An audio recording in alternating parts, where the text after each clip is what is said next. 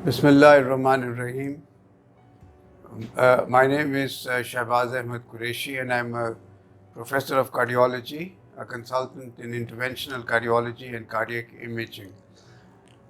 When we are talking about heart diseases, تو اس کا ایک اسپیکٹرم جو ہے وہ کافی بڑا ہے. اس میں یہ ہے کہ وہ لوگ جن کو دل کی شریانوں کی تکلیف ہوتی ہے یا جس کو ہم کورونری آرٹری ڈیزیز کہتے ہیں، وہ بھی ایک ہارٹ ڈیزیز کی مینیفیسٹیشن ہے. پھر مسل جو ہے اس کی جو ڈیزیز ہوگی ہارٹ کے، وہ بھی ایک مسل ڈس آرڈر ہوگا، اس میں وائرس کا ایفیکٹ ہوگا یا ڈرگس کا ایفیکٹ ہوگا یا الکوہول کا ایفیکٹ ہوگا، تو یہ اس میں آ جائے گا. پھر اس کے بعد پیدائشی یا خلقی جو تکالیف ہوتی ہیں، جیسے کوئی سوراخ ہو جائے یا اور اس قسم کی پیچیدگیاں ہوں جس کی وجہ سے ہارٹ جو ہے وہ فیلئر کی طرف چلا جاتا ہے.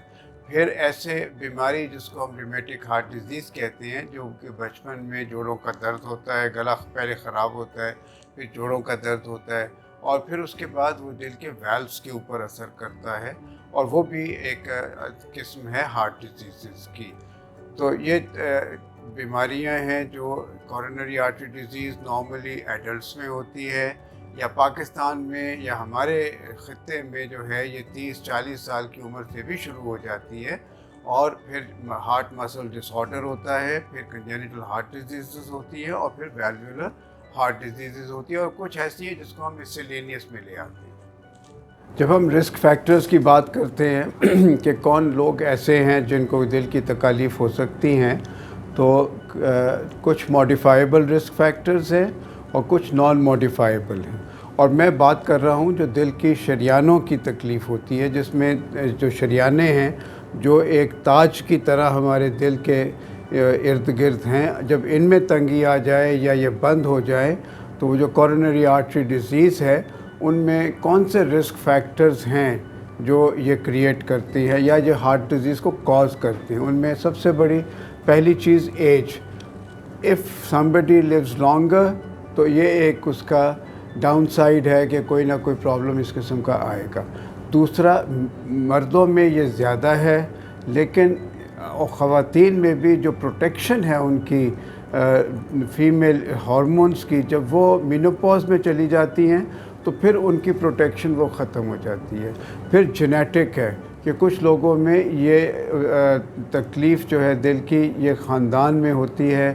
اگر کسی کے والد کو یا اور سبلنگز کو ینگر ایج گروپ میں ہارٹ ڈیزیزز ہو جائے یا ہارٹ اٹیکس ہو جائے یا سڈن کارڈیک ڈیتھ ہو جائے، ان میں جو ہے وہ پھر چانسز یہ ہیں کہ اور جو سبلنگز ہیں ان کو بھی چانس ہوتا ہے کہ یہ ہو جائے. تو یہ نان موڈیفائیبل ہے، ایج ہے، سیکس ہے اور جینیٹک ہے. پھر جو موڈیفائیبل ہے، جیسے کہ کسی کو بلڈ پریشر ہو، ہمیں اس کو ریسٹرکٹ کنٹرول کرنا ہے، ڈائبٹیز ہو اس کو کنٹرول کرنا ہے، یورک ایسڈ زیادہ ہو اس کو کم کرنا ہے، فزیکل ان ایکٹیویٹی کو ہمیں اب فزیکل ایکٹیویٹی میں کنورٹ کرنا ہے. تو ریگولر جو فزیکل ایکٹیویٹی میں انوالو ہوتے ہیں سے about 40 to 45 minutes every day, ان لوگوں میں چانسز کم ہوتے ہیں کہ ہارٹ اٹیکس ہوں. تو فزیکلی ایکٹیو ہونا اچھی چیز ہے، اس سے آپ بلڈ پریشر سے بھی بچ سکتے ہیں، ڈائبٹیز سے بھی بچ سکتے ہیں.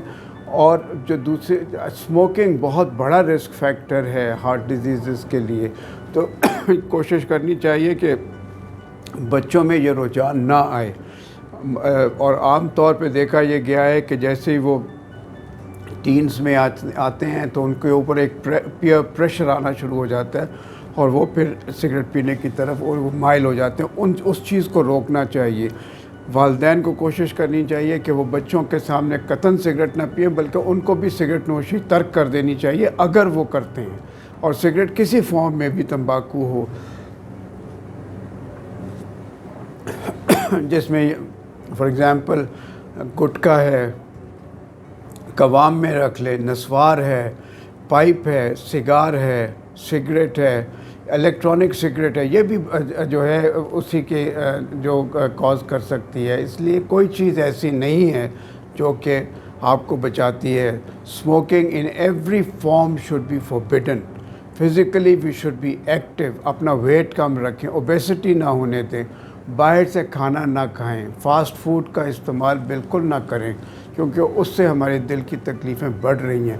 پاکستان میں ینگر ایج گروپ کے اندر لوگوں میں دل کی تکلیف آ رہی ہے، اور یہ دل کی تکلیف وہ ہے جس سے ہارٹ اٹیکس ہوتے ہیں، جس سے دل میں درد ہو جاتا ہے۔ تو یہ چیزیں، اس کے لیے ہمیں کوشش کرنی چاہیے کہ ہمارے بچے from the very young age, 1 2 3 سال سے، جس کو میں پرائمورڈیل پریونشن کہتا ہوں، اس سے ان کو پریونشن کی عادت دینی چاہیے۔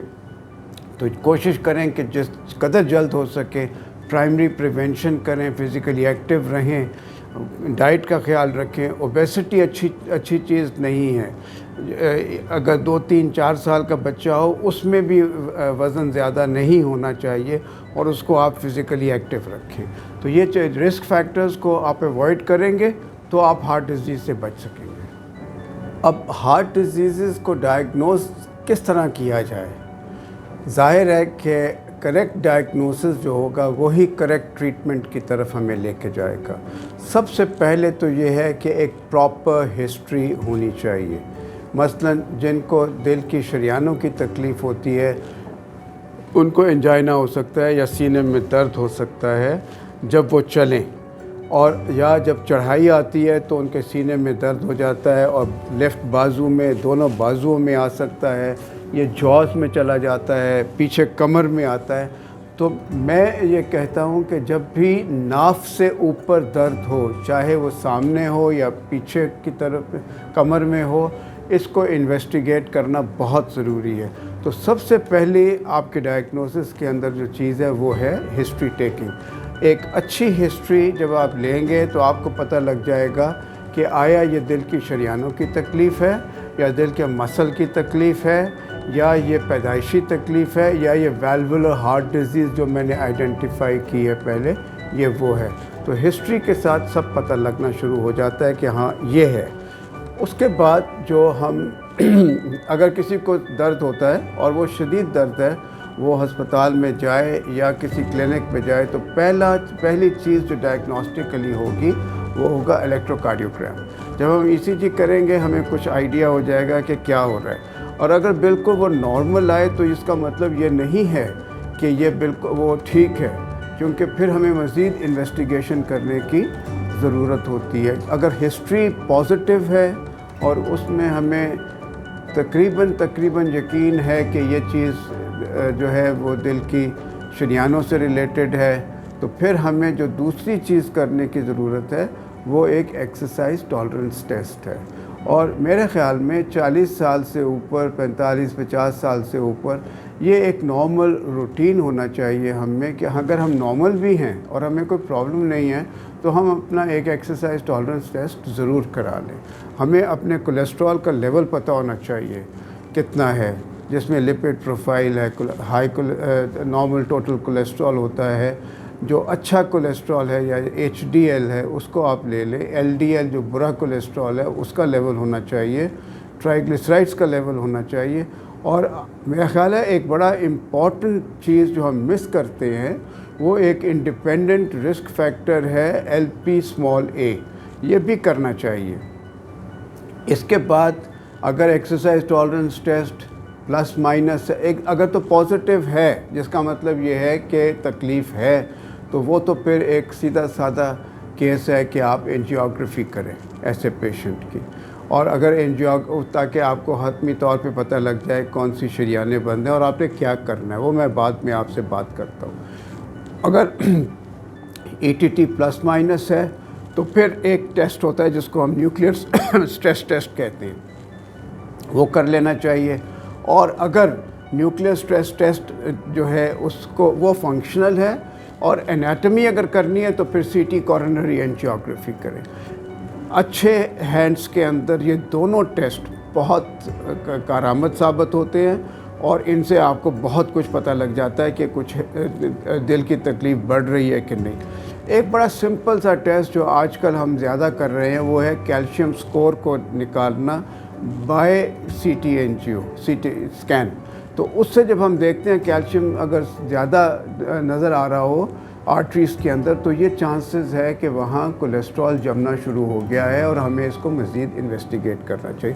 So electrocardiogram is important, an exercise test is important, nuclear stress test is important, and a coronary C T angiogram plus a calcium score is very important.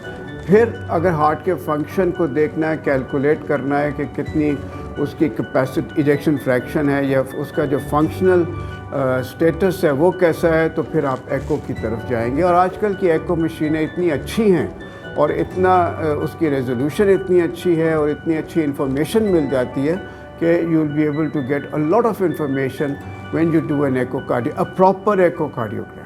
I call it a proper echocardiogram. ایسے نہیں کہ آپ نے وہ ایک ٹرانسڈیوسر رکھ دیا اور کہا جی نہیں بالکل ٹھیک. No, you have to actually go through the details of it. تو ایکوکارڈیوگرام بہت اچھا ہے as a diagnostic test. Gold standard جو ہے ڈائگنوسس کا وہ کورونری اینجیوگرام ہے for the coronary artery disease. جب ویلولر ہارٹ ڈیزیز ہوگی, جو ریمیٹک ہارٹ ڈیزیز کا سیکویلی ہے یا اس کی وجہ سے جو ہوتی ہے, تو وہ آپ ایکو کرتے ہیں, اس سے آپ کو ڈفرینٹ ویلز کا پتہ لگ جاتا ہے کہ وہ نارمل ہے یا ایب نارمل ہے. ہم جب ویلز کی بات کرتے ہیں تو وہ ڈفرینٹ ہوتا ہے as compare to the arteries. Arteries جو ہیں وہ شریانے ہیں, ویلو وہ دروازے ہیں جو بلڈ کو ایک طرف سے دوسری طرف جانے دیتے ہیں, واپس نہیں آنے دیتے. اور اگر یہ ویلوز جو ہے ان میں کوئی خرابی آ جائے تو یا تو یہ تنگ ہو جاتے ہیں یا یہ لوز ہو جاتے ہیں یا انکمپیٹنٹ ہو جاتے ہیں, اور پھر جو ایک بلڈ ہے وہ ایک فری وے بن جاتا ہے, جاتا بھی ہے پھر واپس بھی آ جاتا ہے. تو یہ تو ویلوولر ہارٹ ڈیزیز کے لیے ہے. پھر جو مسل ڈس آرڈر ہے وہ بھی ایکو کے ساتھ, اور آج کل تو میگنیٹک ریزوننس امیجنگ ہے, اس کے ساتھ بھی آپ اس کو ڈائگنوز کر سکتے ہو. Congenital heart disease again very effectively diagnosed by echocardiogram. تو ڈائگنوسٹک ٹیسٹ جو ہیں ان کے ساتھ آپ آئیڈینٹیفائی کر لیتے ہو کہ یہ کس قسم کی دل کی تکلیف ہے. اگر فار ایگزامپل کسی کو شریانوں کی تکلیف ہے تو اس کا تو 3 طریقے ہیں علاج کے. ایک میڈیکل مینجمنٹ ہے, دوسری جب ہم آج جس کو ہم پرکوٹینیس کورونری انٹرونشن کہتے ہیں یا جس میں اسٹینٹ وغیرہ ڈالتے ہیں آرٹریز کے اندر, یا جو coronary artery bypass surgery ہے جس کو ہم کیبیج کہتے ہیں. تو یہ ڈپینڈ کرتا ہے کہ جو آرٹریز کی آئیڈینٹیفائی ہم کرتے ہیں وہ کتنی تنگ ہیں, کتنی ویسلز تنگ ہیں, اور آیا شروع میں تنگ ہیں, درمیان میں, یا ڈسٹل جو برانچز ہیں ان کے اندر ہے. وہ ڈٹرمن کرے گا کہ آپ کس طرح اس کو ٹریٹ کرنا چاہتے ہیں. تو ٹریٹمنٹ جو ہے 3 حصوں میں ہے. Optimal medical management, coronary angioplasty and coronary artery bypass surgery. اور آج کل جو کارڈیولوجسٹ ہیں وہ ان تینوں طریقہ علاج سے بہت اچھی طرح سے اویئر ہیں, اور وہ اس کو ڈٹرمن کر لیں گے کہ اب اس پیشنٹ کو ٹارگیٹڈ یا پرسنلائزڈ ٹریٹمنٹ جس کو میں کہتا ہوں وہ کر سکتے ہیں, اور اس میں کوئی قباحت نہیں, کوئی مشکل نہیں ہے. تو تینوں طریقے علاج موجود ہیں. جو افیکٹو ہوگا, جس کی ضرورت ہوگی مریض کے لیے, وہ کیا جائے گا. ویلوولر ہارٹ ڈیزیز کے اندر جب ایک چیز بہت ایڈوانس ہو جاتی ہے تو آبویسلی سرجری کی ضرورت ہے. اس میں آپ کو ویلو کو ریپلیس کرنا پڑتا ہے, اور وہ بھی کیا جا سکتا ہے, وہ سرجری ہوتی ہے. میڈیکل مینجمنٹ ہے لیکن ساتھ ساتھ اس کی سرجری جب ضرورت ہو وہ کی جائے. کنجینیٹل ہارٹ ڈیزیز جب خلقی پیدائشی تکلیفیں, سوراخ ہے اور یا کوئی اور دل کی شریانیں آگے پیچھے ہوئی ہیں, ان سب کے اندر علاج بہت اچھا ہو سکتا ہے, اور بر وقت ہو تو بڑی مشکلات اور پیچیدگیوں سے انسان بچ جاتا ہے, اور اس کا لائف سپین جو ہے وہ تقریباً نارمل بن جاتا ہے. لیکن ان سب علاجوں کے ساتھ ساتھ سب سے امپورٹنٹ جو علاج ہے وہ آپ کا لائف سٹائل ہے. آپ کو اپنے لائف سٹائل کو اچھا رکھنا چاہیے, اور اس لائف سٹائل کو پیدائش کے بعد سے ہی شروع کر دینا چاہیے بچے کے ساتھ, جس میں اس کو موٹا نہ ہونے دیں, اوبیسٹی کو روکیں, فاسٹ فوڈ نہ استعمال کرنے دیں, زیادہ ایکسرسائز پر لگائیں. باقی چیزیں بھی وہ کریں, پڑھے لکھے بھی, لیکن ایکسرسائز بہت امپورٹنٹ ہے. فزیکلی ایکٹیو رہنا تمام زندگی میں آپ ان بیماریوں سے، دل کی بیماریوں سے دور رہ سکیں گے۔ سگریٹ نوشی کے بالکل قریب نہ جائیں، گھر میں بچوں کے سامنے کہیں سگریٹ نہ پئیں تاکہ وہ پیسو سموکنگ نہ ان تک جائے۔ کئی دفعہ ایسا ہوتا ہے کہ گھر کا جو میل فرد ہے وہ اگر تمباکو نوشی کرتا ہے، بیوی ایکسپیکٹ کر رہی ہے اور وہ جو دھواں ہے وہ بھی انہیل کرتی ہے، اس کے ساتھ اس کے اثر تو آتا ہی ہے، لیکن آنے والے بچے کے اوپر بھی اثر آتا ہے۔ تو بہت کوشش کرنی چاہیے کہ تمباکو نوشی سے دور رہیں۔ اگر آپ اس عادت میں آپ مبتلا بھی ہیں تو اس کو چھوڑ دیں، کیونکہ یہ سب سے بڑا فیکٹر ہے دل کی تکلیفوں کا۔ اور یہ میں آپ کو بتا دوں کہ اس کا علاج دل کی بیماریوں کا مہنگا ہے، لمبا ہے، مشکل ہے۔ بہتر یہ ہے کہ پریونشن کی جائے، جسے کہتے ہیں نا کہ an ounce of prevention is much better than any amount of treatment that you can offer to your patients. So let us all have a healthy lifestyle, and this will prevent the diseases in our country of the heart, which will reduce the economic burden on the society, on the family, and we will be able to lead healthy and long lives. Thank you very much.